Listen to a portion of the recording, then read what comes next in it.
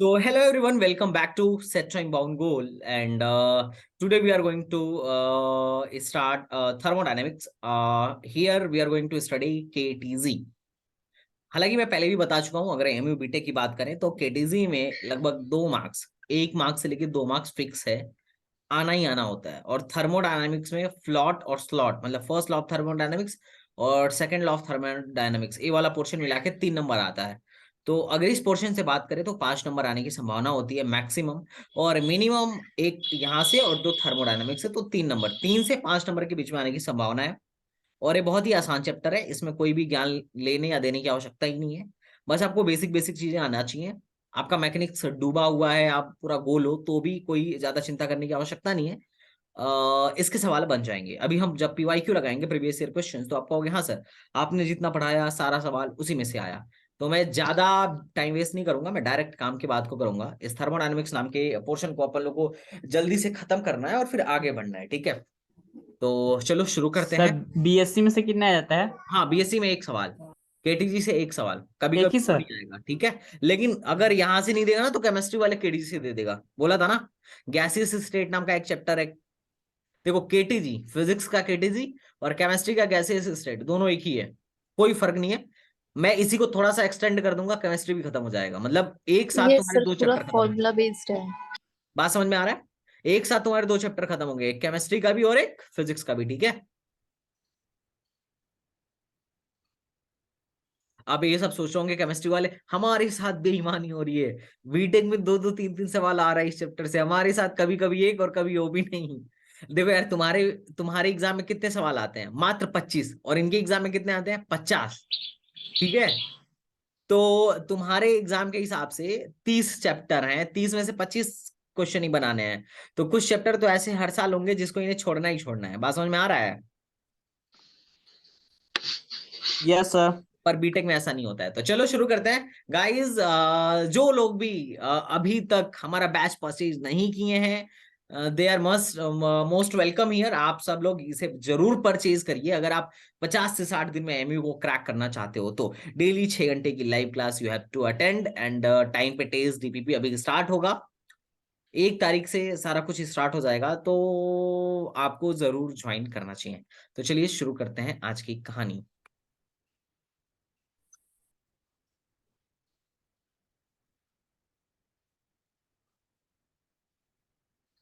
Okay, ये postulate मैंने पढ़ने के लिए दिया था, हम तो यहीं से शुरू करेंगे। क्या है? Ideal gas equation. Ideal gas equation से कहानी शुरू करनी चाहिए अपने को। और ideal gas equation was nothing, अगर सच बोला जाए तो ये कुछ खास चीज था नहीं। ये चीज क्या था भाई? That was nothing. Ideal gas equation जो था, पी वी के साथ टाइम का रिलेशन था, यही था ना? और आइडियल गैस इक्वेशन, इन चारों में क्या रिलेशन होता है आइडियल आइडियल गैस इक्वेशन के थ्रू देखा जा सकता है।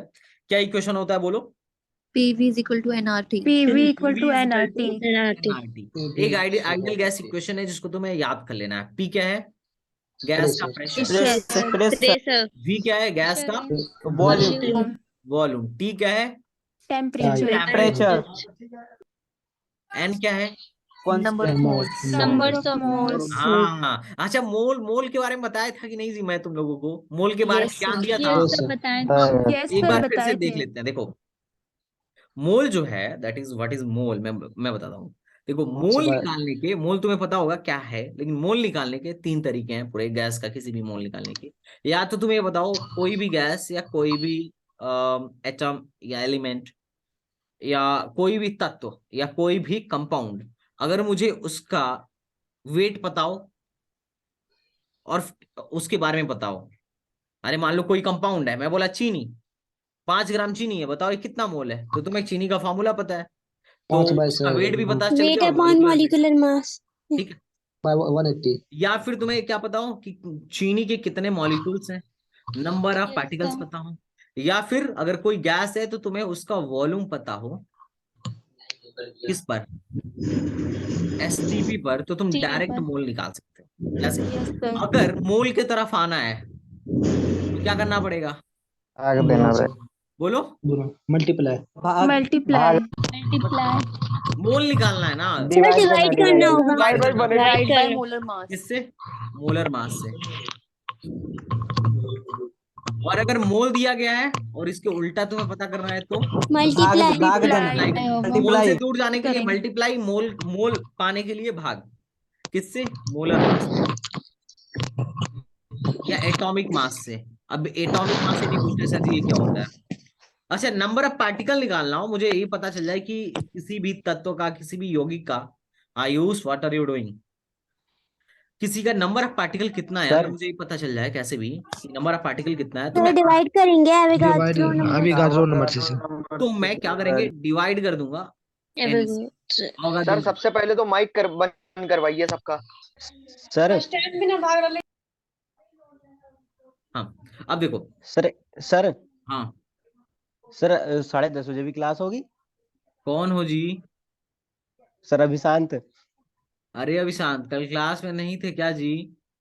सर थे। तो कल मैं क्या बताया था, पैरेलल 2 क्लास चलेगा ना जी। 11th का हाँ वॉल्यूम सर। 1 4 4:30 और बजे से स्टार्ट होगा, और 12th का वॉल्यूम 2। हाँ सर आपने बताया था। और सर एक बात और पूछनी थी, सर आपकी कल वाली वीडियो रिकॉर्डिंग में नहीं आ रही?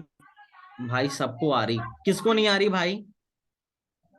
सर आ रही है आ रही है सर, पीडीएफ से नहीं डाले हैं। वाह, कोई बात नहीं, पीडीएफ भी डाले हैं, देख लेना एक बार, चेक कर लेना, ठीक है। सर केटीजी के वीडियो नहीं डाले आपने? केटीजी का भी डाला हूँ, केटीजी के सर पीडीएफ डाले हैं। पीडीएफ भी डाला हूँ। अच्छा, और मान लो अगर मुझे गैस का वॉल्यूम पता हो, मोल निकालना हो, तो कैसे निकालूंगा, क्या करूंगा, बोलो। सर मोल डिवाइड मोल की करेंगे तरफ जाने के लिए भाग दे दो, 22.4 से 22.4 divide से। करेंगे सर। मोल को मल्टीप्लाई बाय दूर आने के लिए गुणा कर दो 22.4 से, खत्म। ये चीज, ये जो है ना, ये तुम्हें याद करना ही करना होगा। अब तुम चाहे जैसे याद करो, मुझे नहीं पता है कैसे याद करोगे, ठीक है। लेकिन अगर मैं तुम्हें बोल दिया कि 10 ग्राम ऑक्सीजन है, बताओ इसका मोल क्या है, तो तुम्हें आना चाहिए। मैं बोलूं बताओ इसका वॉल्यूम क्या है एसटीपी पर, तो तुम्हें आना चाहिए। मैं बोलूं कि इसके नंबर ऑफ पार्टिकल्स कितने हैं इस 10 ग्राम O2 में, तो तुम्हें आना चाहिए। ये सब एक साथ सॉल्व किया जा सकता है इस चार्ट से, इस चार्ट की मदद से Yes, sir. सॉल्व किया जा सकता है कि नहीं? कुछ है ही नहीं भाई, इसमें क्या है, Yes, कुछ sir. नहीं। मनोज, क्या कर रहे हो भाई? बोलो Manoj, what are you doing? तुम्हें पता है ना इसके लिए सजा मिलती है। If you will touch the whiteboard, then you will be punished by yes. ठीक है, कोई बात नहीं। तो अब ध्यान से सुनो। तो आइडियल गैस इक्वेशन समझो, PV is equal to NRT, याद हो गया? अच्छा, मैंने बोला था यहाँ पे आर क्या है? Gas constant. Constant. Universal gas constant. Gas constant. अच्छा, ये जो यूनिवर्सल गैस कांस्टेंट है, इसकी वैल्यू याद रखनी है। अगर इसको जूल में लेना हो तो 8.31 जूल, जिसको हम 25/3 भी बोलेंगे, हमारे उसमें काम आएगा। किसमें? कैलकुलेशन में। कैलकुलेशन में। अगर कैलोरी में रखना हो तो 1.98, 1.98 और अगर प्रेशर को एटमॉस्फेरिक प्रेशर में रखना हो, वॉल्यूम लीटर में रखना हो, तो मैं 0.821 लिखूंगा, 0.821 लिखूंगा। Are you getting my point? ठीक, यस सर। बहुत बढ़िया, बहुत बढ़िया। अब दूसरा फार्मूला आइडियल गैस इक्वेशन का ये था कि हम आर को लिख सकते हैं, अगर मैं बोल्ट्जमैन कांस्टेंट के टर्म में इसको लिखना चाहूं, तो बोल्ट्जमैन कांस्टेंट को केबी लिखते हैं। केबी इज इक्वल टू होता है R by N into A. N A क्या है? Avogadro number. अवोगाद्रो नंबर कितना होता है? 6.023 into 10 to the power 23. 23 या -23? 23 sir. 23 good. Positive. N into, ठीक है, ध्यान ध्यान सुनना, N into R by N A into T हो गया। अब क्या मैं एन को एन से मैं नंबर ऑफ पार्टिकल निकालना चाहता हूं, तो क्या मैं एन ए से मल्टीप्लाई कर दूं? Yes sir. तो इससे क्या मिल जाएगा? नंबर ऑफ पार्टिकल मिल जाएगा। एन से जब दूर जाते हैं, मतलब मोल से हम दूर जा रहे हैं, तो मल्टीप्लाई करना पड़ेगा एन ए से। तो मैं पीवी इज इक्वल टू लिख दिया, क्या लिख दिया? सर आपने ये आर के नीचे ये एन से डिवाइड क्यों करा दी? अरे ये तो KT बोल्ट्जमैन निकाल कांस्टेंट की का value फॉर्मूला है होती है। बेटा, बोल्ट्जमैन कांस्टेंट का ये तो फॉर्मूला है, के बी वो इक्वल टू होता है आर बाई एन ए। के भी तो है नहीं, बोल्ट्जमैन कांस्टेंट तो है नहीं जिसकी प्लेस पर हमने ये रखी। आर की जगह रखना है सर। आर की प्लेस रोशनी पर आर अपॉन एन है। अरे सॉरी सॉरी सॉरी, हाँ गलती से, कल भी मैंने गलती कर दिया था ना, ये हर बार गलती कर देता हूँ, कोई बात नहीं। एन, एन की जगह पे मैं क्या लिख सकता हूँ, एन की KB जगह into N. NA. N by N है, R. अरे एन बाई एन है, Yes, sir. N by capital N by N है लिख सकता हूँ, और ये हो गया आर इंटू टी, ठीक है। और आर बाई एन ए को क्या लिख सकता हूँ, के बी लिख सकता हूँ ना, तो PB is equal to N K B into T भी लिखा जा सकता है। तो ये ध्यान रखना, मैं कभी भी एनआर को अगर एनकेबी से रिप्लेस कर दूं तो तुम्हें तकलीफ नहीं होनी चाहिए। क्यों भाई, देखो एनआर को एनकेबी से रिप्लेस किया गया है, कुछ नहीं है, कुछ नहीं है। पीवी इज इक्वल टू, ऐसे समझ लो, अब मैं डायरेक्ट हर बार प्रूफ करके नहीं दिखाऊंगा, पीवी इज इक्वल टू होता है एनआर टी, मैं एनआर को कैपिटल एन इंटू केबी से रिप्लेस कर दूंगा अब हर जगह जब भी मुझे नीड पड़ेगी। कितने लोग कह रहे हैं ठीक बात है, इक्वेशन वन बोल्ट्जमैन कांस्टेंट बता दिए क्या। अरे जैसे आर जो है गैस कांस्टेंट है, वैसे बोल्ट्जमैन कांस्टेंट है, इसका फॉर्मूला होता है R by N A, R बराबर एन ए की वैल्यू होती है 6.0, एवोगाड्रो नंबर। इस एक्चुअली इसकी वैल्यू होती है 1.38 into 10 to the power minus 23। Are you getting that? Hello hello yes बताएं। हेलो, सर आपकी आवाज नहीं आ रही। अच्छा मेरी आवाज आ रही है, Yes, sir. ठीक है। अब आ तो रही ये है। बोल्ट्जमैन कांस्टेंट भी कांस्टेंट है, जैसे R is a gas constant और इसकी वैल्यू इतनी होती है, और एक कैलकुलेट यहां से किया जाता है कि अगर आर में एन से डिवाइड कर दिया जाए, किससे, एन ए, अवोगाद्रो नंबर से डिवाइड कर दिया जाए तो बोल्ट्जमैन कांस्टेंट मिल जाता है। बात समझ में आ रहा है? Yes, sir. Yes sir. अच्छा, तो ये दो फार्मूला हुआ, एक तीसरा फार्मूला जो मैं बार बार यूज करूंगा, ऐसे यूज करूंगा, इसी से निकाला जाएगा, पीवी इज इक्वल टू होता है एनआरटी, इसी से निकालूंगा, देखना अभी। मुझे मोल से मास निकालना है गैस का, तो मैं क्या लिखूंगा, क्या करूंगा, N into molecular mass. बोलो क्या लिखूंगा, N by W. m into molecular mass, Molecular mass. इसका वेट ऐसे वेट लिख लेते हैं W में, W into molecular mass, molecular mass, molecular mass को m लिख देता हूँ इंटू आर टी, इसको इधर भाई वो कर दो, तो P इज इक्वल टू हो जाएगा weight by volume m R T, है कि नहीं? Yes, sir. मैंने कुछ गलती लिखा है Yes, क्या? sir. हाँ गलती लिखा है। एम अरे होगा सर, एम बाय डब्ल्यू। गलती क्या लिखा है मैं बताता हूँ, Sir, तुम लोग mass गलत by गलत volume करवा रहे हो होता है। मुझसे। You are-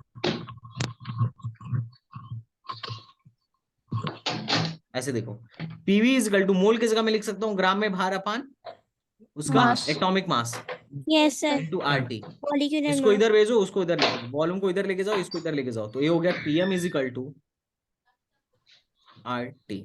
इसको मैं लिखूंगा क्या, मास डेंसिटी अपान है वॉल्यूम सर। क्या होता है, Density. Density, density.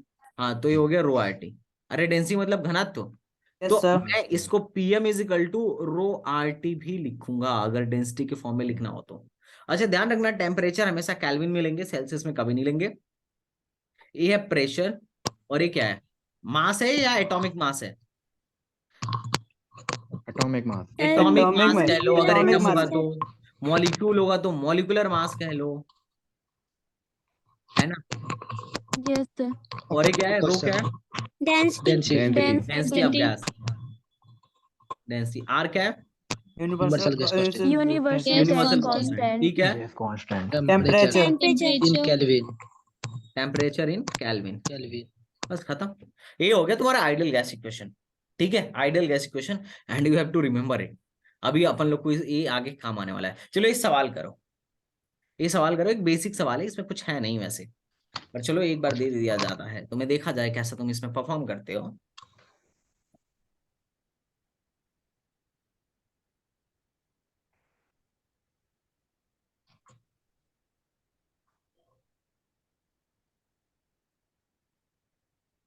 एक गैस है जिसका इनिशियल टेम्परेचर जो है 27 डिग्री सेल्सियस है, इसको मुझे केल्विन में लिखना होगा तो क्या करूंगा, 27 में 230 जोड़ दूंगा, 300 केल्विन। 300 300 हो जाएगा, 300 केल्विन, ठीक है, इसका इनिशियल वॉल्यूम V है और इनिशियल प्रेशर P है। तो इसके लिए अगर मुझे आइडियल गैस इक्वेशन लगाना हो तो मैं PV इक्वल टू लगाऊंगा क्या, NRT मान लेते हैं NRT। Number of moles N है तो N R T की जगह पे लिख लो 300, इक्वेशन नंबर 1। बाद में क्या हो जाता है, बाद में क्या हो जाता है, बाद का कांड ये है कि मान लेते हैं इसको T टेम्परेचर तक गर्म किया गया है, T फाइनल है, तो उस केस में इसका प्रेशर जो है डबल हो गया, 2P हो गया, और वॉल्यूम कितना हो गया, 3V हो गया। तो 3V। TF की वैल्यू कितनी होगी, तो कुछ नहीं, आइडियल गैस इक्वेशन इसके लिए लिखो, क्या लिखोगे, PV, P की जगह पे लिखूंगा 2P इंटू V की जगह पे क्या लिखूंगा 3V 3V। बराबर, मोल बदलेगा क्या, गर्म कर लो नो सर, या नो कंप्रेस सर। कर नो लो, सर, नो नो सर। नहीं बदलेगा ना, जब तक तुम उसमें से Unchanged। निकाल के हवा उड़ा ना दो, गैस को उड़ा ना दो उस कंटेनर में से, मोल थोड़े ना बदलेगा, तो मोल तो सेम नो ही सर। रहेगा। आर चेंज होने वाला है क्या, नहीं, आर की नो तो नो वैल्यू सर, ये कांस्टेंट है। हाँ, टेम्परेचर, दो इक्वेशन हुआ, दोनों से भाग दे दो, क्या आएगा, ए पीवी मर गया, 1/6 इज इक्वल टू NR खत्म, ये यस सर, 300 बटा 300 बटे TF, TF TF। की वैल्यू कितनी आ रही है 30। 1800, 1800। लेकिन हाँ ये सर, क्या है, 300 1800। केल्विन है, ये केल्विन में है तो आंसर कितना सेल्सियस दिया में है, 15 सेल्सियस में दिया है। सेल्सियस कई लोग में। खुश होकर 1800 मार देंगे, ये आंसर नहीं, 1800 में से क्या करना है, 273 373 पर घटा दिया, माइनस। तभी तो सेल्सियस में माइनस आएगा, कर देंगे। कितना आएगा 1527 1527। 1570। तो ध्यान रखना ऐसे ही सवाल 27। आएंगे तुम्हारे एग्जाम में। अभी अभी मैं तुम्हें फ्लूइड पढ़ाऊंगा तो फ्लूइड में बोलता है, ये जेई मेन में भी सवाल आया हुआ है, EMU में भी सवाल आया हुआ है, बोलता है ऐसे कि यहाँ पर क्या था ना, प्रेशर P था, वॉल्यूम भी था, ठीक है, कांस्टेंट टेम्परेचर पर अगर ये बुलबुला सरफेस पे आ जाएगा तो बताइए वॉल्यूम कितना हो जाएगा, तो टेम्परेचर तो कांस्टेंट है, तो मैं अगर इस बुलबुले के अंदर गैस ही तो है, ये बोलेगा कि इसका रेडियस अगर R दे रहा है तो बाद में रेडियस पूछेगा। तो जब तुम पानी के ज्यादा नीचे हो तो प्रेशर ज्यादा होता है, ऊपर आने के बाद प्रेशर एटमॉस्फेरिक प्रेशर के बराबर हो गया, तो उस केस में हम क्या लिखेंगे, एक बार आइडियल गैस इक्वेशन इसके लिए लिखेंगे कि PV is equal to NRT, और इसके लिए क्या इसमें वाटर का लिखेंगे, प्रेशर और ऐड कर P देंगे डैश नीचे V डैश वाले इज में। Equal to NRT, T। तो मैं लिखूंगा ना PV is equal to P dash V dash. अब यहाँ पे प्रेशर देख लो और यहाँ का रेडियस देख लो 4/3 पाई RQ, और बाद में इसका प्रेशर देख लो और यहाँ का रेडियस देख लो, यहाँ से निकल जाएगा फटाफट आंसर। ये 3 बार सवाल आया हुआ है, EMU में भी और उसमें भी, JEE में भी, तो इस सवाल में क्या चेंज हो जाती है, नहीं, क्या कह रहे हो, रेडियस भी चेंज हो जाएगी। अरे बेटा वॉल्यूम चेंज होगा तो रेडियस चेंज नहीं होगा। अच्छा सर, ठीक अरे है। मान ले ये नीचे गुब्बारा था, बुलबुला था पानी के अंदर, प्रेशर ज्यादा था, उसको उस टाइम पे वो छोटा था, अब जैसे ऊपर आया प्रेशर कम हो गया तो एक्सपेंड तो होगा ना, तू बता। Yes sir. अरे एक गुब्बारा है छोटा सा और एक गुब्बारा है बड़ा सा, इन दोनों में किसका रेडियस ज्यादा होगा, सर बड़े वाले का। तो रेडियस तो चेंज होगा ना, यस सर। नहीं समझ में आ रहा है तुझे, सर रेडियस दोनों दिया रहेगा, पहले नहीं वाला नहीं रेडियस पूछा था, शुरू का रेडियस दिया था और यहाँ पे प्रेशर दिया था, ऊपर आने के बाद प्रेशर एटमॉस्फेरिक प्रेशर के बराबर हो गया, और यहाँ का रेडियस पूछा था, क्या सवाल वॉल्यूम का कम है क्या? फॉर्मूला पुट करके निकाल देंगे। बस वॉल्यूम का फॉर्मूला पुट कर दो, प्रेशर पुट कर दो, निकल जाएगा। ऐसे सवाल तुम्हारे एग्जाम में आएंगे, अभी देख के कहोगे अरे यार। अच्छा, जो पढ़ लिया एक बार उसके लिए सवाल कोई खास बात नहीं है, लेकिन अगर तुम्हें नहीं पता है इसके बारे में तो तुम्हें लगेगा कौन सा सवाल है, कहाँ का सवाल है, तुम्हें हवा भी नहीं लगेगा। सही बोल रहा हूँ या गलत बोल रहा हूँ, ये बताओ। Yes sir. Yes sir. होता कुछ नहीं है इन सब सवालों में, और ये सब चैप्टर लुल्ले चैप्टर हैं पूरे। है जी, हेलो, यस यस सर। या प्रज्ञा मैम, अभी मैं क्लास ले रहा हूँ, थोड़ी देर में आपको कॉल कर, ठीक है, या श्योर, थैंक्स।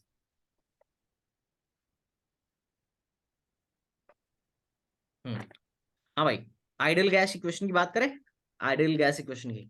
अब आइडियल गैस क्या है, पहले हमने आइडियल गैस इक्वेशन पहली बात कर ली, बट आइडियल गैस होता क्या है एक्चुअली, अभी हम लोग आगे पढ़ेंगे बॉयल्स लॉ, चार्ल्स लॉ, एलुशेक लॉ, फलाना लॉ, ढिमकाना लॉ, ठीक है। हालांकि ये सब यही आइडियल गैस इक्वेशन से निकल के आएंगे, लेकिन वो थोड़ा सा बेटर अंडरस्टैंडिंग देंगे तुम्हें, बस अंडरस्टैंडिंग के लिए, बाकी इस लॉ में कुछ है नहीं। लेकिन आइडियल गैस इक्वेशन उनको बोला जाता है जो आइडियल, देखो आइडियल गैस उसको बोला जाएगा जो आइडियल गैस इक्वेशन को फॉलो करे, सीधी बात है। और रियल गैस जो है, असली में जो गैसें हैं हमारे लाइफ में, वो आइडियल गैस इक्वेशन को फॉलो ही नहीं करती हैं, ठीक है। तो तुम सोच रहे हो क्यों पढ़ा रहे हो भाई, तू एग्जाम में पास हो जाए इसलिए पढ़ा रहा हूँ, ठीक है। देखो आइडियल गैस इक्वेशन की दो कैरेक्टरिस्टिक्स जो है बहुत जरूरी है। कितनी? दो। पहला, हमने पोस्टुलेट में देखा था कि मॉलिक्यूल की साइज जो है नेग्लेजिबल है। तो आइडियल गैस के जितने भी मॉलिक्यूल्स है उसकी तुम्हें भी पता है क्या होगी? साइज होगी। अरे भाई इसकी साइज कुछ होगी। कोई भी गैस का मॉलिक्यूल है, ऐसा थोड़ी ना है। एटम की भी साइज होती है। यस एटम सर से ही तो होगी, मिलके बट बना है बहुत ना। ज्यादा छोटी होगी। हाँ, तो लेकिन हम पोस्टुलेट्स में माने थे कि आइडियल गैस इक्वेशन जो होगा, इसकी साइज, आइडियल गैस जो होगा उसकी साइज 0 होगी। और यस दूसरा, सर। इनके बीच में किसी भी तरीके का अट्रैक्शन या रिपल्शन फोर्स नहीं होगा। Yes sir. इनके अच्छा। बीच किसी भी तरीके का अट्रैक्शन या रिपल्सन फोर्स नहीं होगा। फिर तो पोटेंशियल एनर्जी भी नहीं होगी। हाँ एग्जैक्टली, पोटेंशियल एनर्जी भी नहीं होगी। बहुत अच्छी बात इसने पकड़ी। मतलब इस इनके पास पोटेंशियल एनर्जी 0 होता है, सिर्फ और सिर्फ इनके पास काइनेटिक एनर्जी होता है। तो टोटल एनर्जी जो होगी किसके बराबर होगी? काइनेटिक एनर्जी के बराबर होगी, क्योंकि पोटेंशियल तो 0 है। खत्म। यस ये सर। बात समझ में आया? लेकिन पोटेंशियल असली एनर्जी में Yes, sir. डिपेंड ही करती है, पोटेंशियल एनर्जी डिपेंड करती है फोर्स पे। जब फोर्स नहीं होगा तो पोटेंशियल एनर्जी भी नहीं हाँ होगी। सही बात है, बिल्कुल सही बात। लेकिन लेकिन लेकिन रियल गैस में ऐसा नहीं होता है। रियल गैस में फोर्स ऑफ अट्रैक्शन लगता है, और इसको वंडर वाल्स नाम के एक साइंटिस्ट थे, वंडर वाल साहब ने इसको क्या किया, अच्छे से एक्सप्लेन किया। फिर इसी फार्मूले में करेक्शन किया। PV is equal to NRT. देखो, एक कुछ कुछ सही सही रिजल्ट देता है, 100% एक्यूरेट रिजल्ट नहीं देता है, लेकिन बाद में उन्होंने इसी में क्या करा, करेक्शन करा, और उसके बाद ही सही रिजल्ट देने लगा आइडियल गैस के इक्वेशन में भी।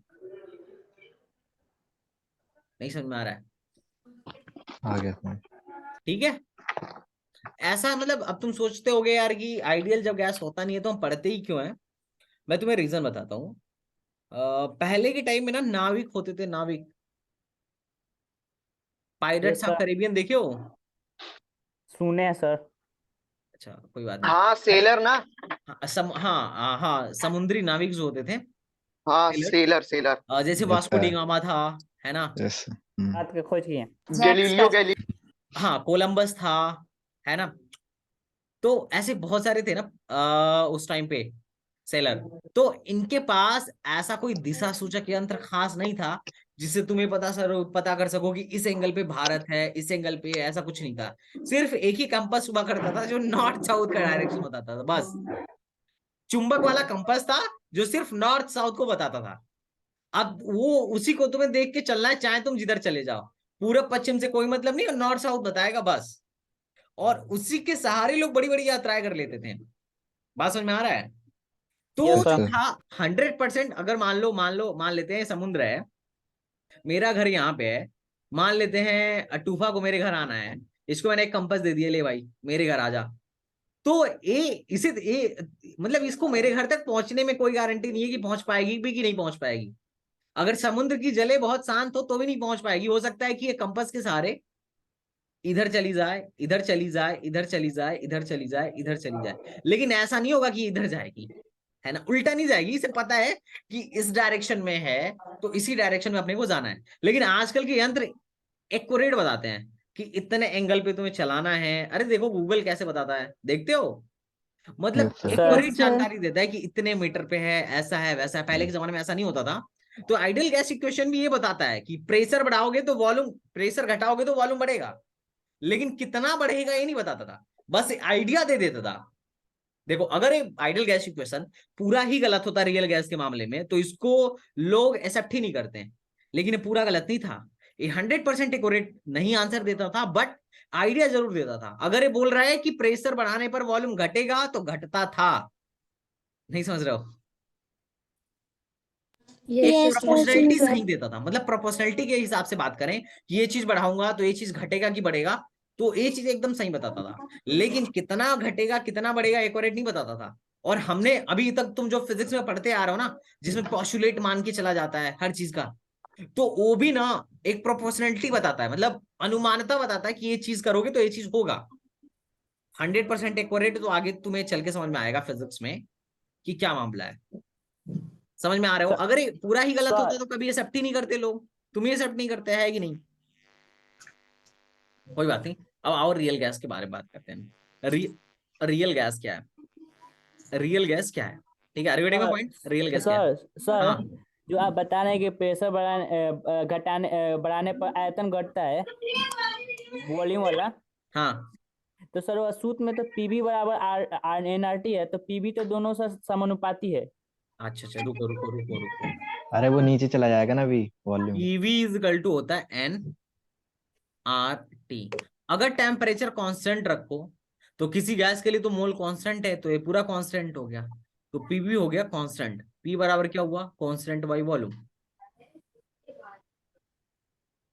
ये क्या आ रहा है, इनवर्सली प्रोपोर्शनल आ रहा है ना, पी को बढ़ाओ भी घटेगा, भी को बढ़ाओ पी घटेगा। अगर ऐसा होता पी प्रोपोर्शनल टू बी, तो पी को बढ़ाओगे तो भी बढ़ेगा, लेकिन ये तो उल्टा है, इनवर्सली प्रोपोर्शनल है। आज समझ में आ रहा है तुम्हें, और यही बॉयल्स लॉ है। Yes sir. अभी आगे मैं पढ़ाऊंगा, तुम काहे चिंता कर रहे हो, तुम लोग पहले ही चिंता करने लगते हो यार। चलो ठीक है, अब देखो हमारे यहाँ जितनी भी गैसेस हैं आइडियल गैसेस हैं। रीजन क्या है कि ना तो इनका साइज नेग्लेजिबल, मतलब इनका ना तो साइज जीरो है पूरी तरीके से, और ना ही इनके बीच का जो अट्रैक्शन फोर्स है। बात समझ में आ रहा है, कौन है जी, हु इज दैट। ना ही अट्रैक्शन फोर्स जो है वो जीरो है। बात समझ में आ रहा है, ये दो चीजों में से कोई भी बात नहीं है। तो इसीलिए जो रियल, अब आइडियल गैस बनाने के लिए ये चीज बड़ी जरूरी है, दोनों चीजें जरूरी हैं। तो कई बार ऐसा होता है कि तुम, हु इज दैट, सर ये माइक बंद करा दीजिए आप। मैं इसके बाद अगर तुमने अनलॉक अनम्यूट किया खुद को, तो I will remove from the class. 2 बार मैंने म्यूट किया है तुम्हें, ध्यान से सुनना। आइडियल गैस का कंडीशन क्या था, कोई भी गैस आइडियल गैस है, इसके पीछे का कंडीशन क्या है, जल्दी बोलो। साइज नेग्लेजिबल हो और उनके बीच No forces of attraction. No हाँ, force. no force of attraction नहीं Yes, sir. रिप्रेशन नहीं है ना। तो और अगर फोर्स ऑफ अट्रैक्शन या रिपल्सन नहीं है तो पोटेंशियल एनर्जी भी नहीं है। Yes sir. But real gas में दोनों चीजें नहीं होती हैं। लेकिन कुछ दो कंडीशन ऐसे हैं जो 2 बार जेई मेन में पूछे गए हैं, और 3 टाइम नीट और एम्स और जिपमर मिला के पूछा गया है। तो एक्सपेक्टेड है कि एमयू में भी कभी ना कभी पूछ लिया जाए कि वह कंडीशन बताइए जिसमें एक रियल गैस भी आइडियल गैस को प्राप्त कर सके। तो ये मैं आगे वंडर वाले क्वेश्चन में प्रूफ करके दिखाऊंगा कि वो कंडीशन क्या होना चाहिए। बट सर है क्या वैसे वो कंडीशन?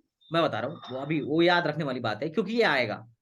वो हाँ कंडीशन ये हाँ है कि प्रेशर जो होनी चाहिए बहुत लो होना चाहिए, और टेम्परेचर जो होना चाहिए बहुत हाई होना चाहिए।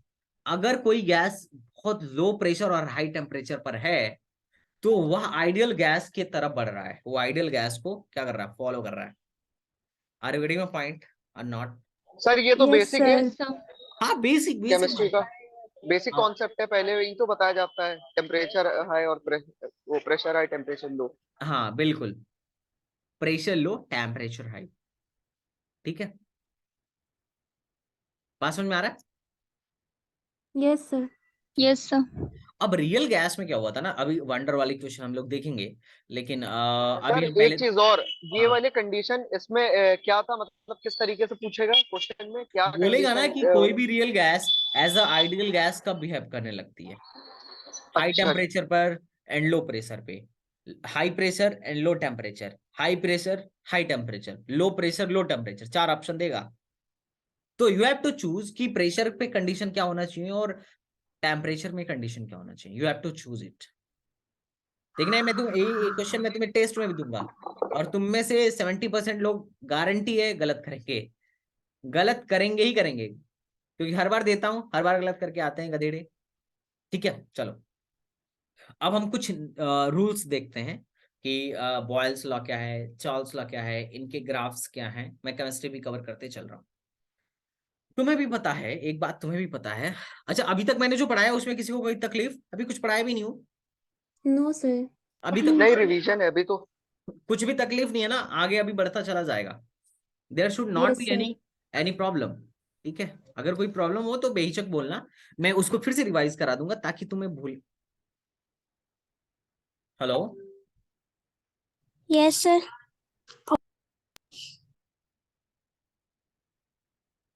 यार, ये मेरा नंबर पास आने के बाद बच्चे इतना कॉल क्यों करने लगते हैं। सच में यार, time to change the number. चलो गेलुसॉफ लॉ पे बात करते हैं। अब बहुत सारे लॉज बनाए गए। लॉज क्या है? कुछ नहीं है, कुछ नहीं है, दैट इज नथिंग। पहले एक बात समझो, कोई भी आइडियल गैस है, दिस इज आइडियल गैस। अगर आइडियल गैस है तो इसका पोटेंशियल एनर्जी 0 होता है।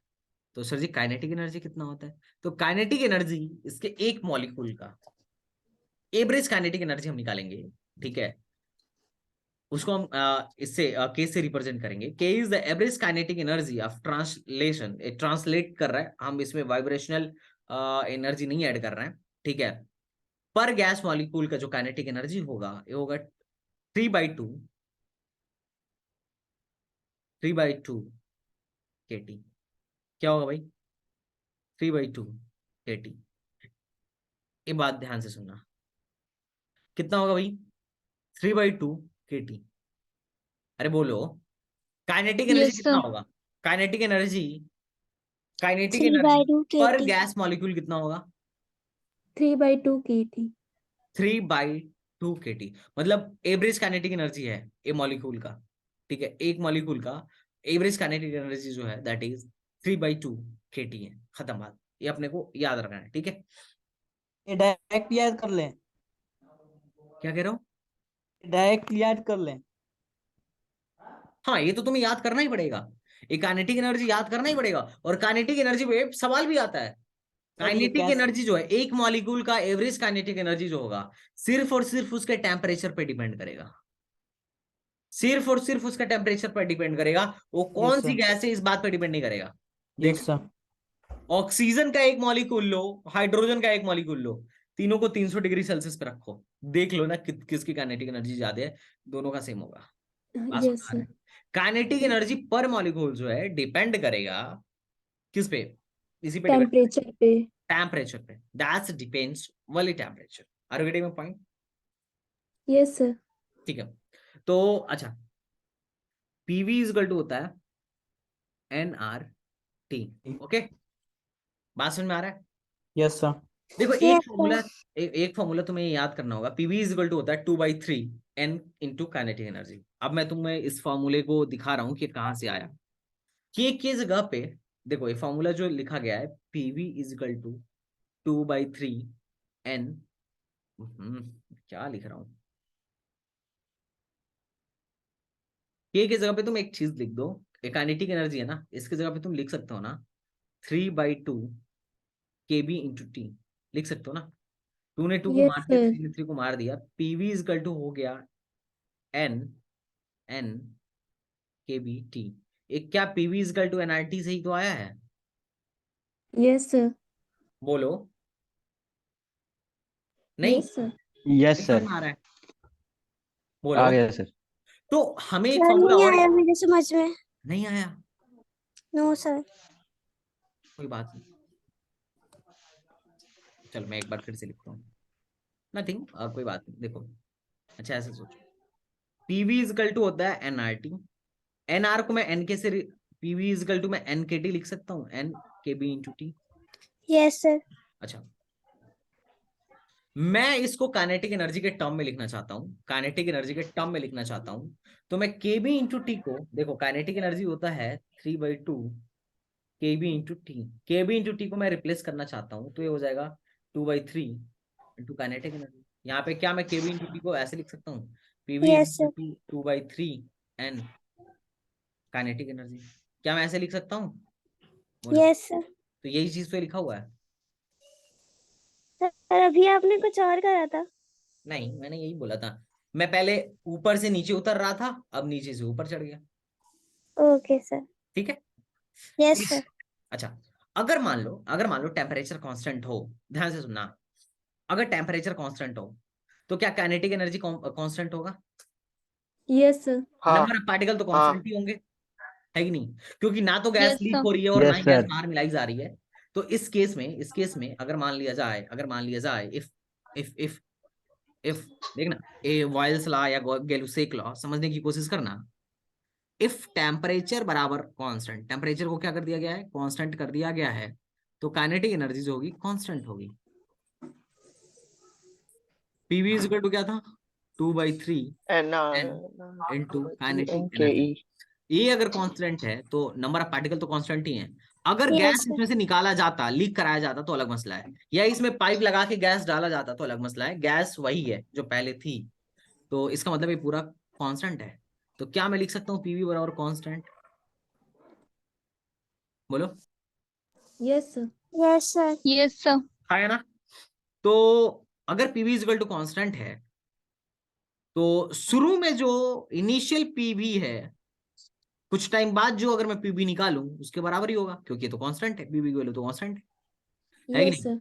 तो मैं लिख सकता हूँ ना P1 V1 is equal to P2 V2 P2 V2 this is a Boyle's law. कितने लोग कर रहे हैं? ठीक है। यस अच्छा, सर। अगर मुझे Yes, ग्राफ sir. बनाना हो, P का V के साथ ग्राफ बनाना हो, तो एक चीज तुम्हें समझ में आएगा कि P का ग्राफ बनाओ, PV is equal to constant है, P is equal to C by V, या P is inversely proportional to V। अगर मैं Yes, P बढ़ाऊंगा तो V बढ़ेगा, V घटेगा, और अगर मैं V घटाऊंगा तो P बढ़ेगा। तो इसका बढ़ेगा। मतलब रेक्टेंगुलर हाइपरबोला वाला ग्राफ है, y is equal to C yes sir. Yes, sir. Rectangular hyperbola है कि नहीं? Yes sir. कितने लोग कह रहे हैं सही है? सही बात है, बोलो। Yes, sir. Yes sir. सही बात है ना? Yes Yes, sir. sir. Good, बहुत बढ़िया। इसमें कोई दिमाग लगाने वाली बात भी नहीं थी। कभी कभी ग्राफ पूछेगा तो घबराना नहीं है कि अरे ये क्या पूछ लिया, मास्टर ने तो इसके बारे में बात ही नहीं की थी। नहीं, ग्राफ तुझे बनाना आना चाहिए। मैं फार्मूला दे रहा हूं तो तू ग्राफ बना लेगा कि नहीं बना लेगा, बस खत्म बात। अगर फार्मूला पता हो किसी चीज का तो ग्राफ बनाने में कोई बड़ी तकलीफ वाली बात नहीं है, ठीक है? तो बॉयल्स लॉ में किसको कांस्टेंट माना गया? इसमें अजम्पशन क्या था? बॉयल्स लॉ में अजम्पशन टेम्परेचर को। टेम्परेचर को कांस्टेंट माना गया या काइनेटिक एनर्जी को कांस्टेंट? सर ये रेक्टेंगुलर हाइपरबोला थोड़ा वैसा नहीं है? रेक्टेंगुलर हाइपरबोला तो एल टाइप की तरह थोड़ा बनता है। कैसा ऐसे बनता ये है? सही सर? हाँ नहीं नहीं, हाँ इसी में सर थोड़ा कर, थोड़ा सा और एल में थोड़ा नीचे कर। होगा, थोड़ा ऐसे ही और होता है ना? कर्व। तो मैं भी तो हाँ Yes, ऐसे, हाँ sir. हाँ। थोड़ा और. मैंने भी तो ऐसे ही बनाया, और क्या बनाया? सर अच्छा वो थोड़ा सा कंफ्यूज और। होगा। नहीं, this is a rectangular hyperbola. हालांकि ये होता ऐसे है, देखो हाइपरबोला होता ऐसे है और रेक्टेंगुलर हाइपरबोला ऐसे हो जाता है, होता है ऐसे है, लेकिन निगेटिव में हम थोड़ी ना लेंगे मालूम मालूम। तुम ही बताओ, निगेटिव में थोड़ी ना लेंगे। अबे हाइपरबोला ऐसे ही होता है चचा। अब इसको उठा के ऐसे ठीक कर, है ठीक है? तो ठीक है। बन गया रेक्टेंगुलर हाइपरबोला, खत्म। अच्छा, अब आते हैं चार्ल्स लॉ पे। चार्ल्स लॉ, देखो बॉयल ने टेम्परेचर को कांस्टेंट कर दिया, तो अभी चार्ल्स भी किसी चीज को अभी कांस्टेंट करेंगे। अभी हम देखते हैं किस चीज को कांस्टेंट करेंगे, ठीक है? ठीक है, तो देखो इन्होंने बोला, ठीक है, इन्होंने बोला कि देखो ये फॉर्मूला यही है, वही है स्टार्टिंग वाला formula, PB is equal to 2/3 n into kinetic energy. Are you getting my point? Yes sir. तो मान लेते हैं एक पल के लिए, एक क्षण के लिए, अगर प्रेशर को मैं कांस्टेंट बोल दूं, ऐसे समझो, पीवी इज इक्वल टू होता है nRT। अगर मैं प्रेशर को कांस्टेंट बोल दूं और गैस को सेम रखूं, तो इसका मतलब प्रेशर और एनआर सब कांस्टेंट है, तो वॉल्यूम किस पे डिपेंड करने लगेगा? टेम्परेचर पे। T पे. Temperature Yes, sir. Directly proportional है. तो अगर मैं प्रेशर बढ़ाऊंगा तो टेम्परेचर भी बढ़ेगा, वॉल्यूम भी बढ़ेगा। अगर Yes, मैं sir. वॉल्यूम बढ़ाऊंगा Yes, तो sir. टेम्परेचर बढ़ेगा। तो Yes, अगर मैं sir. V और T के बीच में ग्राफ लिखूं तो ये y is equal to mx plus c type का ग्राफ है कुछ। Straight line. Yes. Straight Straight line. line। कितने लोगों को ग्राफ भी समझ में आ रहा है? लगे हाथ। Yes, आ sir. है सर। और चार्ल्स लॉ अगर मुझे यूज करना हो तो मैं फॉर्मूला क्या लगाऊंगा? फॉर्मूला कुछ नहीं है, ये हो जाएगा V1 upon V2 is equal to T1 by T2। T2 क्या भाई, यही तो होगा? अरे V1 Yes, sir. प्रोपोर्शनल है T1 के और V2 प्रोपोर्शनल है T2 के, भाग दे दो, V1 by V2 is equal to T1 by T2। क्या दिक्कत है? दिस इज चार्ल्स लॉ, है कि नहीं? Yes sir. अच्छा अच्छा, ठीक बात है। अच्छा, अगर ऐसा होता इसी में फिर से सीखते हैं, पीवी इक्वल टू एनआरटी में फिर से सीखते हैं। अगर प्रेशर कांस्टेंट ना हो, सिर्फ गैस ही सेम हो, मान लो टी बराबर शुरू पे देखा गया तो प्रेशर भी था, वॉल्यूम पी था, टेम्परेचर टी था। कुछ घंटे बाद देखा जा रहा है टी बराबर 1 आवर बाद देखा जा रहा है, ये स्मॉल टी टाइम है। उस टाइम पे मान लो ये गैस थी जो इस वॉल्यूम, इस टेम्परेचर और इस प्रेशर पे रखी गई थी। मान लो अपने क्लास की सबसे चंचल बच्ची मान लो अटूफा है, मैं यहाँ रख के गया था, इसको इस कंटेनर में रख के गया था, इसने आग लगा दी, ठीक है, आग लगा दी, तो इसमें क्या कांस्टेंट है? सिर्फ वॉल्यूम। मोल्स, मोल्स कांस्टेंट है। हाँ, मोल्स कांस्टेंट है। बोलो। एक बार फिर से बताइए जरा, आपकी आवाज कट गई थी सर। मैं बता रहा हूँ, ऐसा समझो, ऐसा समझो, एक गैस है, इसमें गैस था, ठीक है, मान लो गैस था, ठीक है, ठीक है, गैस था, इस ये ना एक्सपेंड कर सकता है, ये जिस पॉट में रखा गया है ये एक्सटेंड कर सकता है, ऐसा नहीं है कि ये रिजिड है, एक्सपेंड कर सकता है। इलास्टिसिटी है। हाँ ठीक है, तो इसका शुरू में प्रेशर P था, वॉल्यूम भी था, टेम्परेचर T था। अब मैं जैसे ही रख के गया, तूफान ने नीचे से आग लगा दिया, अब आग लगाएगी तो इसका टेम्परेचर बढ़ेगा, टेम्परेचर बढ़ेगा तो वॉल्यूम भी बढ़ सकता है और प्रेशर भी बढ़ सकता है। प्रेशर भी प्रेशर भी बढ़ेगा। बढ़ सकता है। तो मान लेते हैं, मैं आधे घंटे बाद आके देखा तो इसका प्रेशर P फाइनल हो गया था, वॉल्यूम भी फाइनल हो गया था और टेम्परेचर T फाइनल हो गया था। अच्छा, ये एक्सपेंड कर गया है, बढ़ गया है। तो इस केस में अगर मुझे सॉल्व करना हो तो क्या मैं लिख सकता हूँ? पहला वाला रिलेशन होगा P1 V1 is equal to P1 V1 proportional to T1। अब इसमें मैं NR को गैप कर दिया, रीजन क्या है? क्योंकि गैस तो सेम है ना, N मोल गैस Yes, तो sir. कांस्टेंट बाद में भी कांस्टेंट है यस सर, सर। गैस तो सेम है ना, कांस्टेंट। या yes number of sir, particle की बात करें इस टर्म में तो नंबर ऑफ पार्टिकल भी सेम है। पहले अगर यस इस सर, गैस में 10 गो पार्टिकल टहल रहा होगा तो अभी भी 10 ही टहल रहा है, लेकिन अब उसकी काइनेटिक एनर्जी बढ़ गई है क्योंकि उसे उसमें आग लगा दिया गया, उसे चुल्ल हो गई है कि नहीं? Yes Yes, sir. sir. P final is proportional to direct final. P P final. भाग दे फाइनल। दो तो लिखोगे P1 V1 is equal to T1 upon P2 V2 T2 V2 upon T 81। upon T2. ठीक है। Yes. ये कई बार मैं ये क्वेश्चन भी यूज करूंगा अगर सिर्फ मोल कांस्टेंट मिले और कोई चीज कांस्टेंट ना मिले तो, ठीक है। तो कौन सा इक्वेशन कब यूज करना है, यू हैव टू नो, ठीक है। तुम्हें एक चीज दिख रहा होगा, अगर तुम टेम्परेचर बढ़ाओगे ना तो वॉल्यूम भी बढ़ेगा, हाँ है ना? Yes sir. अच्छा, मान लो एक कंटेनर है, मान लेते हैं एक रिजिड बॉडी है, एक रिजिड कंटेनर है या एक रिजिड सिलेंडर है। किसके घर एलपीजी सिलेंडर आता है? तूफा, तुम्हारे घर आता है एलपीजी सिलेंडर? Yes, sir. आता है। कितना वॉल्यूम होता है उसमें? पता नहीं सर। खाना नहीं बनाती क्या? No, sir.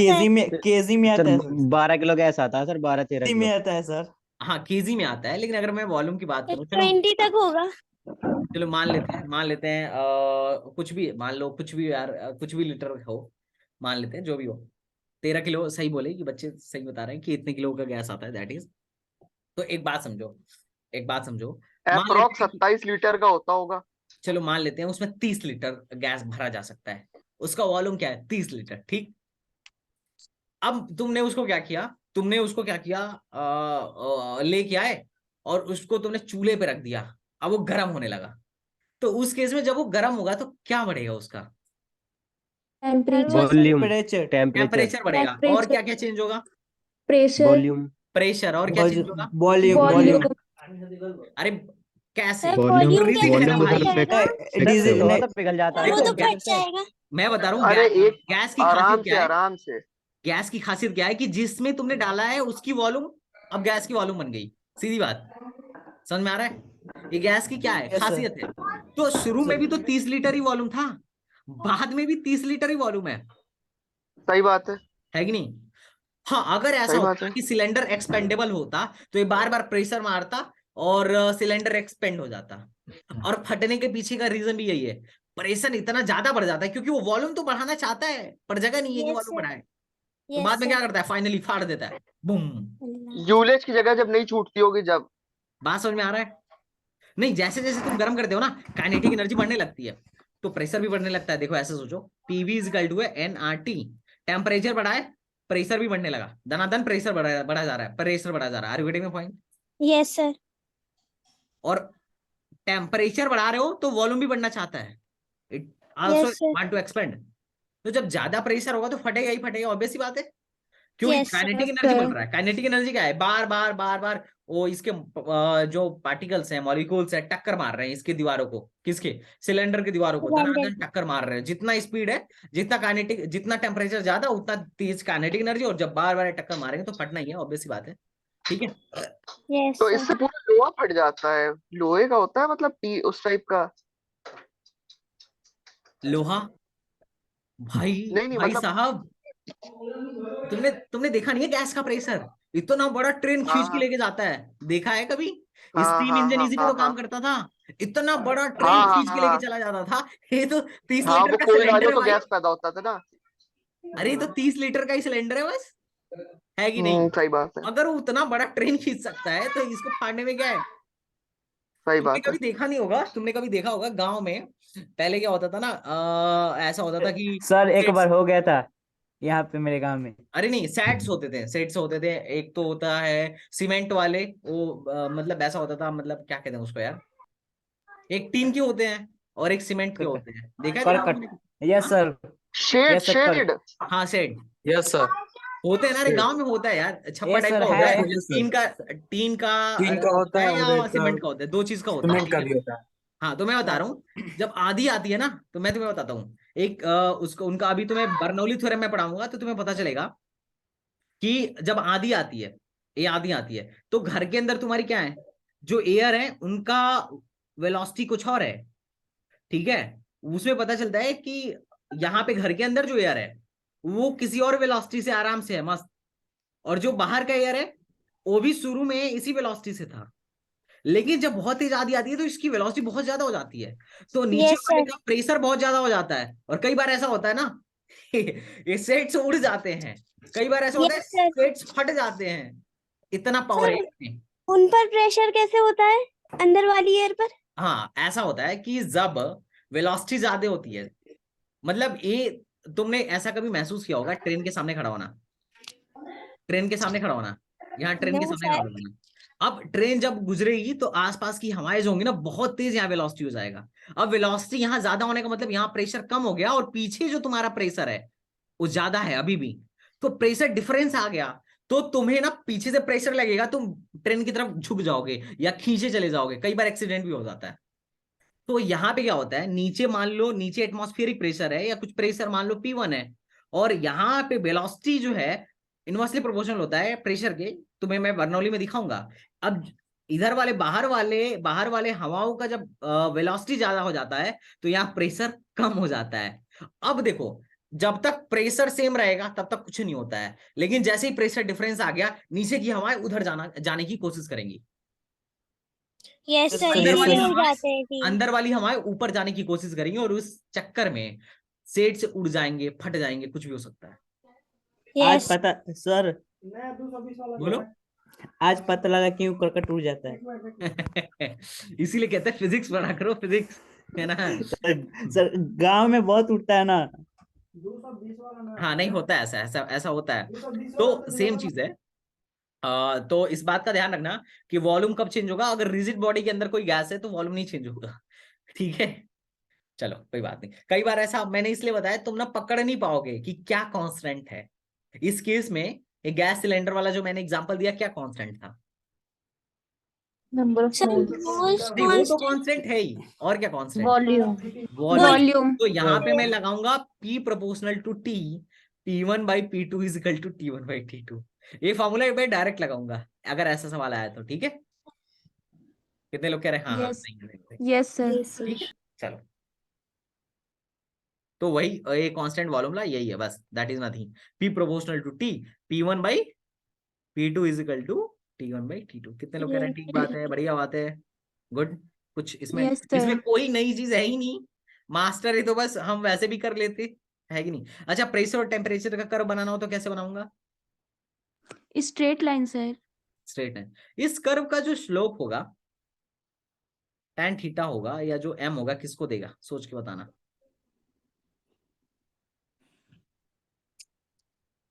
सर 45 डिग्री का होगा.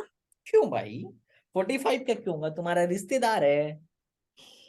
चलो हम देखते हैं इसका equation. PV is equal to होता है NRT। P is equal to क्या है, nr/v/t, यही तो कांस्टेंट है। इसको अगर मैं y मानूं और इसको x मानूं तो इसको m मानना पड़ेगा। ay equal to mx, mx ही तो स्लोप होता है। m Yes, की sir. वैल्यू किसके बराबर होगी? nr/v के बराबर होगी। तो कई बार ये लोग स्लोप भी पूछेंगे, तो you have to know the slope, कैसे निकालना है। ठीक है। कई लोग कह रहे होंगे क्या कर रहे हो, मुझे तो Yes, sir, पता आ ही नहीं गया। था। स्लोप के बारे में पहली बार सुन रहा हूँ। कितने ऐसे गधेड़े हैं जो स्लोप का नाम ही पहली बार सुन रहे हैं? प्रवणता, कितने ऐसे गधेड़े हैं जो पहली बार सुन रहे हैं? 11th में पढ़ना है मैथ में। नो सर, मैथ्स में तो बहुत बार पढ़ा है। यस सर, पढ़ा है। हाँ, तो मैथ का भी इस्तेमाल अपन लोग फिजिक्स में करेंगे, क्योंकि तुम्हारे सवाल में ग्राफ देखिए कुछ भी पूछा जा सकता है। कितने लोग कह रहे हैं हाँ यार? Yes, sir. ठीक है। अच्छा, एक बात बताओ, दूठे गैस है, ये गैस पहला है, मुझे नहीं पता है कौन सा गैस है। ये गैस दूसरा है, दिस इज सेकंड गैस। आगे वागे क्यों बुलाया? आगे हमें बुला रहे हैं। Who is that? यार तुम लोग ऐसे बकैती ना किया करो यार, तुम लोग बात करने लगते हो पीछे भी, मतलब चलो कोई बात नहीं। अब आओगाद्रो का ये कहना था, ठीक है, आओगाद्रोस लॉ क्या था? आओगाद्रो लॉ, इनकी जो हाइपोथेसिस थी ये थी कि दो अलग अलग गैसें हैं, लेकिन इनके अंदर इनका वॉल्यूम अगर सेम हो, वॉल्यूम क्या हो दोनों का? सेम हो। अगर वॉल्यूम सेम हो और प्रेशर भी सेम हो, टेम्परेचर भी सेम हो, तो ये देखो, इसके लिए मैं पीवी इजकल टू लिखूंगा तो मैं क्या लिखूंगा? एनआरटी। और इसके लिए भी क्या लिखूंगा, या sorry P. PV is equal to NKT लिख सकता हूँ क्या? मान लेते हैं गैस sir. 1 है, और इसके लिए लिखूंगा तो ये भी PV is equal to N2KT। N2KT। इन दोनों का भाग, इन दोनों का भाग दे दो, क्या आएगा? इन दोनों का N1 N2 upon N2। N1 upon N1 N2. Upon N2। N1 बराबर N2 आ रहा है। कितने लोग कह रहे हैं हाँ ऐसा ही आएगा? Yes sir. Yes, sir. मतलब ये दोनों अलग अलग गैसें थे, इनका मॉलिक्यूलर मास अलग अलग था, सोचो। लेकिन फिर भी अगर सेम वॉल्यूम की गैस सेम टेम्परेचर पर और सेम प्रेशर पर रखी गई है, तो पक्का बात है कि दोनों में नंबर ऑफ पार्टिकल सेम होंगे। ये तुम्हें बात पता नहीं समझ में आई कि नहीं आई, लेकिन ये बहुत बड़ी बात थी। जबकि ये दोनों अलग अलग नेचर के थे, दोनों का मॉलिक्यूलर मास भी अलग सर फिर से समझिए ना, मैं किसी का खुल गया, आवाज सही से नहीं आ रहा है।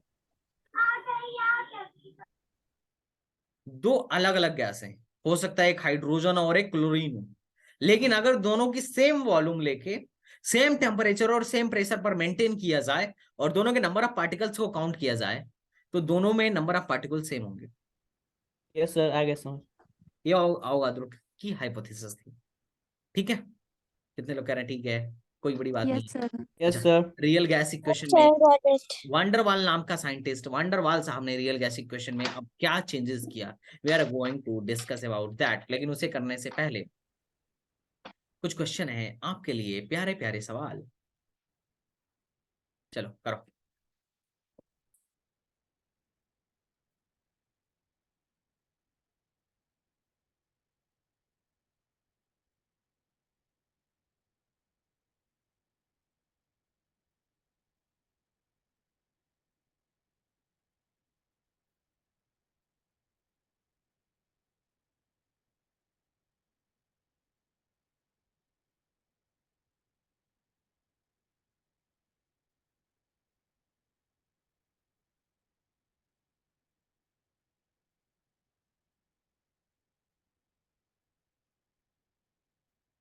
Are you getting it or not, guys?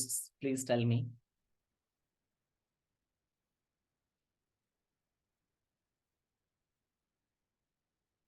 ये तुम लोगों को समझ में तो आ रहा है ना मैं क्या पढ़ा रहा हूँ? हेलो? Yes sir. हाँ, आ रहा है, आ रहा है।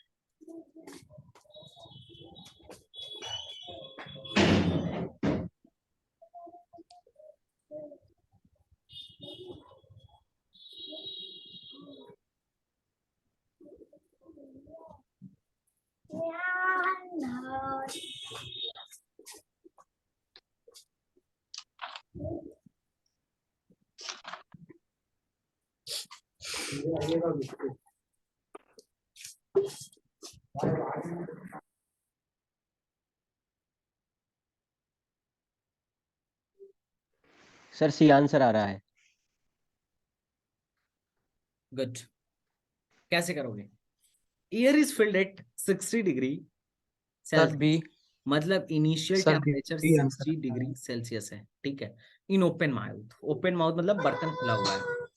मान लेते हैं उसमें n मोल गैस रहा होगा, ठीक है, n मोल गैस रहा होगा या n गैस रहा होगा, मान लो n पार्टिकल गैस रहा होगा, मान लो उसमें number of particles capital N, ठीक है।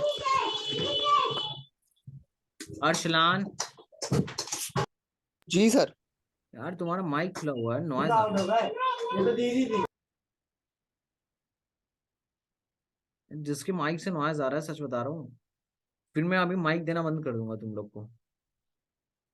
जो नंबर ऑफ पार्टिकल्स है मान लेते हैं n है, ठीक है, ठीक है, बात समझ में आ रहा है। अब बोला जा रहा है कि इसको T टेम्परेचर तक गर्म करना है। कितने टेम्परेचर तक जी? T टेम्परेचर तक गर्म कर रहा है, ध्यान से सुनना, T टेम्परेचर तक गर्म कर रहे हैं। तो इसमें से 1/4 पार्ट निकल के चला जा रहा है, तो कितना पार्ट बचा? n डैश कितना बचा? n में से n का 1/4 पार्ट निकल गया, ये बचा 3/4 n बचा, बस। तो बोल रहा है कि कितना टेम्परेचर तक ही गर्म किया गया है, तो कुछ नहीं। इसमें क्या क्या कांस्टेंट है जी? ओपन है, ओपन माउथ का मतलब ये हुआ कि जो इसका प्रेशर है वो एटमॉस्फेरिक कांस्टेंट, प्रेशर के बराबर है, ये कांस्टेंट है, ये तुम्हें सीखना। वॉल्यूम भी कांस्टेंट है सर। और वॉल्यूम को इसने बोल रखा है कि कांस्टेंट मानिए। तो मैं क्या बोलूंगा भैया? बोलूंगा sir ji PV is equal to nRT। हाइयो कांस्टेंट है, ईओ कांस्टेंट है, तो n इंटू टी बराबर कांस्टेंट, तो मैं लिखूंगा n1 t1 बराबर n2 t2। क्या मैं ऐसा लिख सकता हूँ? Yes sir. n1 की जगह पे n है। शुरू में टेम्परेचर कितना है? 273 + 60 333। इज इक्वल टू n2 का कितना है जी? 3n/4। ये टेम्परेचर T है, हाँ या ना? सही बोलो। n ने n को मार दिया, अपने को टेम्परेचर निकालना है, तो इसको मल्टीप्लाई जोड़ दो, कितना हो जाएगा? 333 333 गुणे 4/3 इज इक्वल टू 3। 444 ये 444 हो गया टेम्परेचर, लेकिन ये कैल्विन में। यस अब सर। 444 में से तुम -273 घटाओ, कितना आ रहा है? 171। 171। 171 होगा, सर। यार तुम लोगों में से 171। बहुत सारे लोग इसको गलत कर दिए थे क्या? हैं? इस सवाल में कोई दम नहीं था, इजी सवाल था, आसान सा सवाल था, बस थोड़ा सा तुमको ध्यान देना था। इसमें टेम्परेचर नहीं में सही ज्यादा दम लोग था। गलत करते हैं, सच बताऊं तो ऐसे सवालों में लोग टेम्परेचर में ज्यादा गलत करते हैं। मैं भी किया था गलत अपने टाइम में, बट सिर्फ एक बार, पहले ही बार। उसके बाद जब मेरे सर ने डांटा तो मैंने नहीं किया। अगला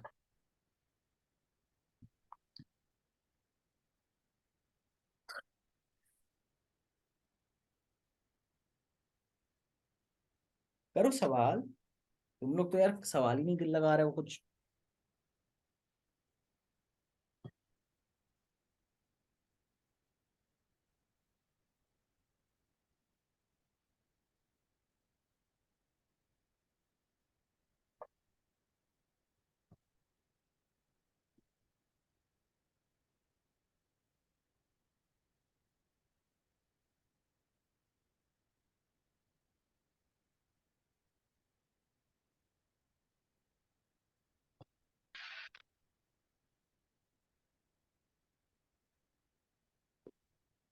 सर 1:1 आएगा। तो 1:1 आएगा। 1:1 आएगा, सिंपल।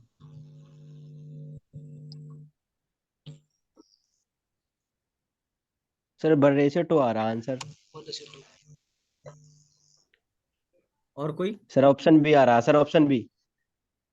सर 1:2 सवाल ना सर। यार देखो, मतलब अब सवाल ऐसा है कि तुम थोड़ा सा सोचा करो, ऐसे गलत ना किया करो, क्योंकि this is not good thing. जब क्योंकि हमें अभी 1 महीने में एग्जाम देना है, ठीक है, चलो यस सर। प्रेशर जो है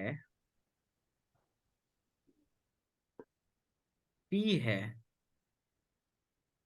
वॉल्यूम जो है V है। ये शुरू की सब कहानी है।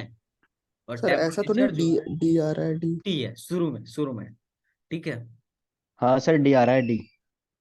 डी आ रहा है डी। जारिन जारे, ए जार ए की कहानी है। ए जार ए में कहानी है। जार देखियो तूफा, तुम तो खैर खाना ही नहीं बनाती हो तो तुम्हें क्या पता चलेगा क्या कैसा होता है कि नहीं। सरदार तो देखा है। अच्छा, बहुत बढ़िया। और other gas in jar be at pressure 2p। ये जार बी में एक दूसरी गैस रखी गई है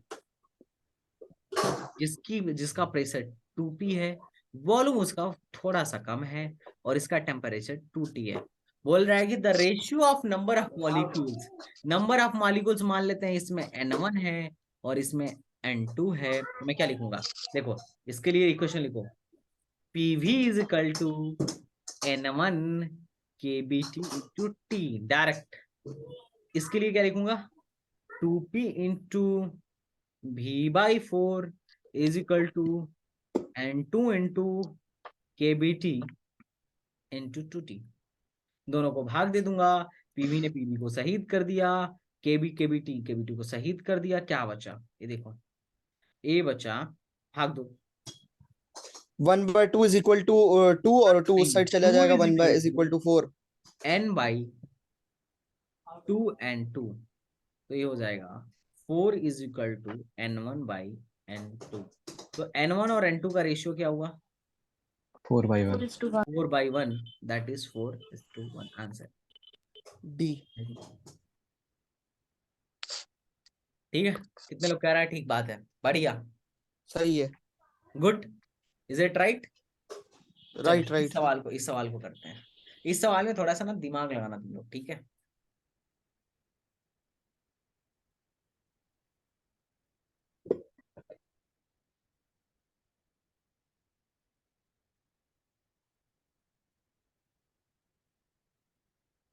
Can you solve this problem? It's a very simple.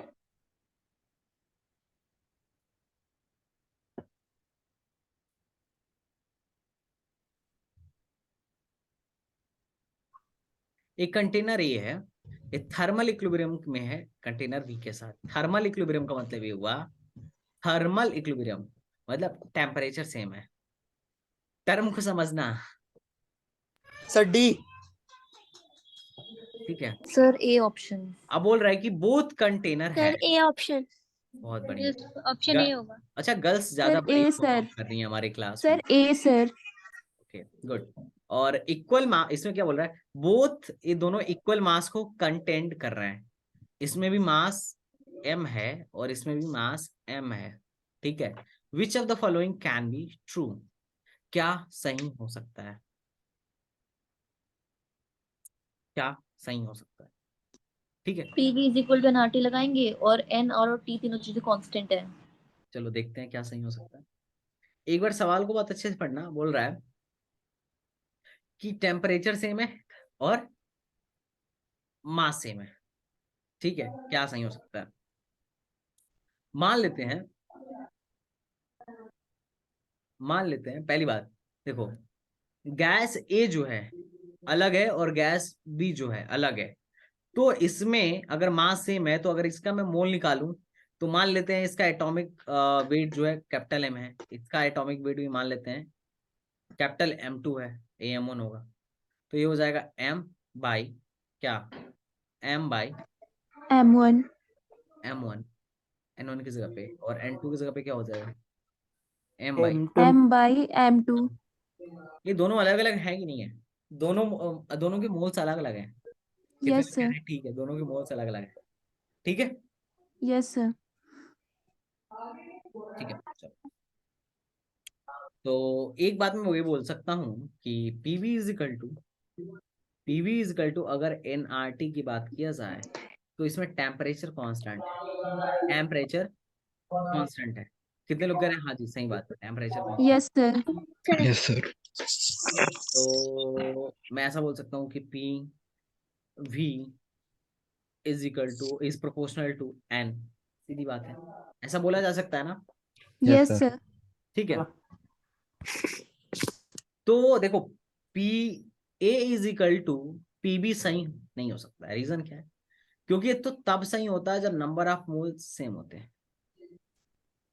कितने लोग कह रहे हैं हाँ ठीक बात है? सही बात है, हाँ या ना? सही बात है। नहीं, गलत बोल रहा हूँ या सही बोल रहे हो? बोलो। सही। ठीक है। Yes sir. अच्छा, दूसरी बात, ये तो पहले ही गलत कर दो, इसको तो पहले ही गलत कर दो, क्योंकि ये मोल अलग अलग काम गड़बड़ कर रहा है। मैं इसको ऐसे भी बोल सकता हूँ, अब इसमें मैं एक चीज तो ये सोच सकता हूँ, ये चीज में ये सोच सकता हूँ कि ऐसा हो सकता है, इज इट पॉसिबल कि अगर मैं इसको लिखूं पी भी इज इक्वल टू, इसको क्या लिख सकते हैं हम लोग? m upon m mass upon molar mass. Yes sir. Mass upon molar mass, mass upon molar molar mass. Mass. ठीक है, तो ये जो पीवी इनटू इनका जो मोलर मास होगा ना, एक कांस्टेंट होगा, ये कह सकता हूं मैं। अरे इसको भेज दो इधर, एम भी तो कांस्टेंट है, दोनों के लिए सेम है। अरे PV into molar mass constant होगा। कितने लोग कह रहे हैं हाँ जी सही बात है? Yes sir. अरे ऐसा सर ये मास कांस्टेंट कैसे है? सर ये मास सर मोलर मास तो हर गैस के लिए अलग अलग होगा ना। अरे तो मैं PV is equal to molar mass बराबर कांस्टेंट बोल रहा हूँ ना, मास कांस्टेंट तो क्वेश्चन में ही दिया हुआ है। क्योंकि ये मास कांस्टेंट क्वेश्चन में दिया गया है, तो इसको मैं हाँ सर इधर भेज ठीक है दिया। ठीक है। तो PV is equal yes to sir. PB into molar mass is equal to constant. हाँ यस सर। हाँ है ना? Yes sir. हाँ ठीक है। हाँ यस सर। सर। अच्छा, अगर अगर अगर पीए इंटू पीवी, अगर पीए इंटू पीवी इक्वल हो जाए तो बन मान के लेते हैं ऐसे, थोड़ा सा सवाल तुम्हें ऐसे सोचने पे मजबूर करेगा, ऐसे नहीं मतलब कुछ भी मुंह उठा के बोल दिया, ठीक है? ऐसे समझना, अगर पीए इज इक्वल टू पीवी हो जाए तो उस केस में मैं बोल सकता हूं V इंटू M1 जो होगा, V1 M1 जो होगा V2 M2 के बराबर होगा, यस सर। है ना?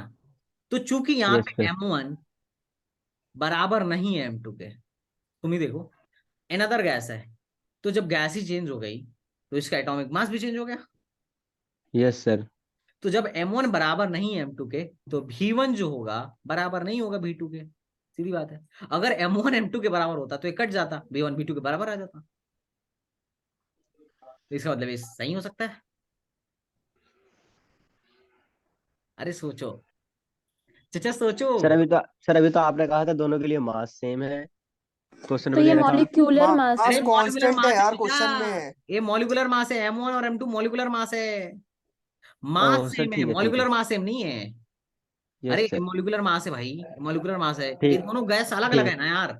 मान लो एक ऑक्सीजन ले लो, एक हाइड्रोजन ले लो, तो क्या इनके मॉलिक्यूलर मास सेम होंगे? नहीं होंगे ना। देखो, no no gas sir. With another gas, तो मॉलिक्यूलर मास अलग अलग हो गया, तो इसका यस मतलब sir. B option is correct. चलो एक बात और करते हैं, अगर मान लेते हैं वॉल्यूम कांस्टेंट हो गया, तो मैं लिख सकता हूँ P1 इंटू पहले का मॉलिक्यूलर मास बराबर P2 इंटू बाद वाले का मॉलिक्यूलर मास, मैं ऐसा लिख सकता हूँ। अब फिर वही यस बात, sir. molecular mass of 1 is not is equal to molecular of mass 2, so that P1 will not is equal to P2, खत्म। Yes sir. ठीक है? सर बॉयल्स लॉ के अकॉर्डिंग तो P1 V1 equal to P2 V2 था। हाँ बेटा, ही इसीलिए तुम्हें बोल रहे थे खाना बनाना सीख लो, तुमसे बढ़िया तो मैं हूँ, मुझे कम से कम चिकन में इतनी सारी डिशेस बनाने आती हैं, और वेज में भी। तुम्हें खाना बनाना सीखना चाहिए। अगर सिलेक्शन नहीं हुआ तो क्या करोगी उसके बाद? चूल्हा बर्तन ही तो करना पड़ेगा। No sir. PV is equal to NRT. अच्छा, लड़कियों के पहले क्या क्या क्या ख्वाब होते हैं कि नहीं सिलेक्शन नहीं भी हुआ तो कोई बात नहीं है, कोई आएगा जो मुझे बना के खिलाएगा, तो ऐसा कुछ भी नहीं होने वाला है। अगर तुम चाहती हो एकदम बढ़िया रॉयल लाइफ जीना, तो you have to get selected, वरना खाना ही बनाना पड़ेगा, देख लेना। अब ध्यान से सुनना, PV is equal to NRT, वाइल्स लॉ में बोला गया था कि टी कांस्टेंट होना चाहिए, साथ में साथ एनआर भी कांस्टेंट होना चाहिए। तो इस केस में पीवी बराबर कांस्टेंट होता है, तो इस केस में P1 V1 is equal to क्या होता है? बोलो भाई, ये P2 P2 P2 सर। लेकिन तुम बताओ, क्या यहाँ पे मोल कांस्टेंट थे दोनों में? N1 और N2 बराबर था सर क्या? मोल नो कांस्टेंट सर। नहीं था ना? No sir. वाइल्स लगा ही नहीं सकते ना। Yes sir. अरे ऐसा नहीं P1 V1 देख के मार देना है बॉयल्स लॉ, ऐसा नहीं है। पहले देखो कंडीशन भी सेटिस्फाइड होनी चाहिए। यस अरे सर। बना कैसे है? तुम भी रहती ना बॉयल की जगह पे, तुम भी पक्का बना लेती।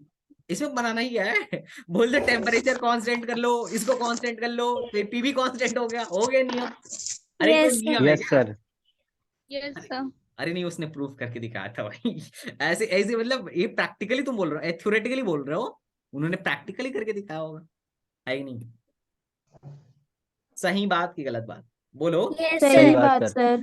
तो ऐसा नहीं P1 V1 देख के मुंह उठा के मार देना, या yes this thing is right, ऐसा कुछ भी नहीं है। ये गलत हो सकता है, ये डिपेंड करेगा किस पर? कंडीशन पर। Yes, sir. Specific Condition. Temperature condition constant पर। है कि नहीं, मोल इक्वल है कि नहीं, नंबर ऑफ पार्टिकल इक्वल है कि नहीं, ऑल दीज आर इंपॉर्टेंट, है कि नहीं? कई बार टेम्परेचर कांस्टेंट होने के बजाय बोल देगा काइनेटिक एनर्जी सेम है, थी सेम है, तो इसका मतलब क्या है? काइनेटिक एनर्जी सेम है, इसका मतलब टेम्परेचर सेम है कि नहीं? Kinetic Yes, sir. डिपेंड करता है टेम्परेचर पर। क्यों भैया, गलत बोल रहा हूँ या सही? तुम ही लोग बताओ। सही सर। सही बोल यस रहे सर, हैं सिर्फ सर। टेम्परेचर पर डिपेंड करता है। हाँ, तो चलो हम लोग कल काइनेटिक एनर्जी देखेंगे और वेलोसिटीज देखेंगे, और कल चैप्टर खत्म करते हैं, ठीक है? तो बहुत सर इसका बी और सी दोनों सही होगा? हाँ, दो ऑप्शन चाहिए। तो दोनों में कोई भी मारेंगे तो सही हो जाएगा। नहीं मल्टीपल चॉइस एक्चुअली इसके ऊपर लिखा रहता है, एक्चुअली जे एडवांस के सवालों में लिखा जे रहता है एडवांस का होगा ना। कि इसमें ना मल्टीपल ऑप्शंस आर करेक्ट, ऐसा लिखा रहता है। यस यस सर, ऐसे ठीक है, उसमें बहुत बार ऐसा होता है पार्शियल मार्किंग भी होती है, जैसे एक ऑप्शन तुमने करेक्ट कर दिया तो 1 नंबर मिलेगा 3 नंबर में से, और दोनों सही कर दिया तो 3 नंबर मिलेगा। तो ये एडवांस के सवाल में होता है कि कई ऑप्शन सही होते हैं, मतलब multiple okay option sir. Correct होते हैं, ऐसा नहीं है कि जरूरी है कि एक ही। वो एक्चुअली मैंने ऊपर लिखा नहीं था कि multiple options are correct. Sir, ये एडवांस का सवाल था। हाँ, अरे देखो इसमें कुछ करना थोड़ी ना था, इसमें सोचना था। देखो यस सर। Yes sir. सोचना था इसमें। तुम में से आधे लोग गलत मार के आते, अगर पहली बार इस सवाल को देखते ना, पक्का बता रहा हूँ आधे लोग गलत मार के आते। और मुझे नहीं लगता क्लास में सर से ये एएमयू एडवांस लेवल का सवाल अरे पूछने नहीं लगा। यार, मैं तुम्हारी बुद्धि के विकास के लिए एक ला दिया था, ताकि तुम अच्छा देखो, अच्छा, इस सही है सवाल सही से है। मुझे पता चला तुम लोग समझ नहीं पाए अब तक। समझ रहे हो? कॉन्फिडेंस लूज हो जाता है। अरे नहीं इसमें लूज वाली बात नहीं। अब तुम्हारा कॉन्फिडेंस बूस्ट हो गया होगा कि अच्छा कम से कम सॉल्यूशन बताने के बाद समझ तो आ गया। कई हाँ लोग यस सर। सर। सॉल्यूशन बताने के यस बाद सर। भी समझ में नहीं आएगा कि अच्छा ये कैसे हो रहा है। सच बता रहा हूँ, तुम अपने किसी फ्रेंड से पूछो और सॉल्यूशन दिखा दो, कहेगा अरे यार ये कैसे हो रहा है। ठीक है, कोई बात नहीं, तो चलो मिलते हैं नेक्स्ट वीडियो में, तब तक के लिए बाय बाय, टाटा एंड जय Hind. Thank you sir. Thank you sir. और तुम्हें बताया ना मैं कल जा रहा हूँ, तो 5 दिन की छुट्टी है। सर तो डालिएगा ना, वीडियो डाल दीजिएगा ना। हाँ मैं वीडियो सर आज sir upload. Sir hello hello. हाँ बोलो बोलो।